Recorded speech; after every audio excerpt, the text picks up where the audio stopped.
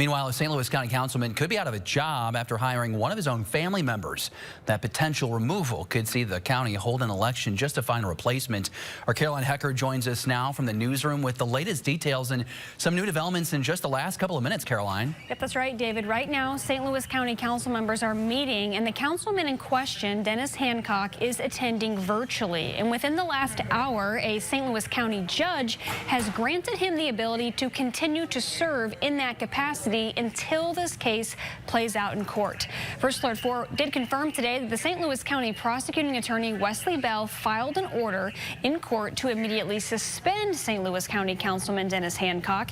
This action stemming from him hiring his stepdaughter, allegedly, and according to the Missouri State Constitution, that is a violation due to nepotism.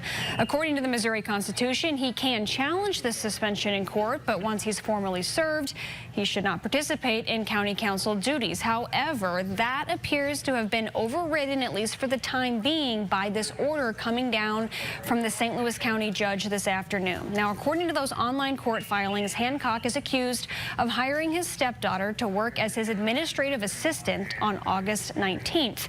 A letter confirming her appointment indicated she would make $24.88 an hour and would receive a vehicle allowance of $300 a month. Now, since her hiring, the documents say she communicated with constituents, other county employees, and attended county meetings. Sources telling us it was a whistleblower that tipped county officials off to her hiring. The Missouri Constitution prohibits elected officials from hiring an elective. It also states that upon hiring a relative, that elected official therefore forfeits their position. Now, we have reached out to Hancock for comment. He says he will fight this, and this is shaping up certainly to be a complicated legal battle. We will continue to track the developments and have more at 5. In the newsroom, Caroline Hecker, First Alert 4.